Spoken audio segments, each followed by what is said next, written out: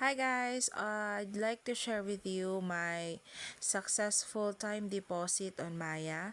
And since it's already time na, automatic na siya nagsulod sa akon nga savings wallet. So, may additional pa siya nga 8 pesos actually, and then nag-interest siya sang 4 pesos. So, what I will do is, I will transfer it to my another time deposit kay nalipat gid ko guys nga 10,000 gali ako naging butang nga goal. So, kinahanglan ko ma-reach ina. But I still have 14 days. Ana na.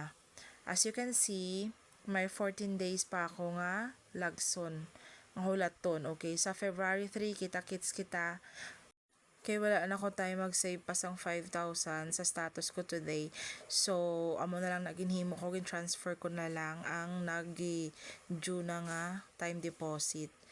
Okay, kita-kits na lang kita sa February 3 para makita nyo ang update.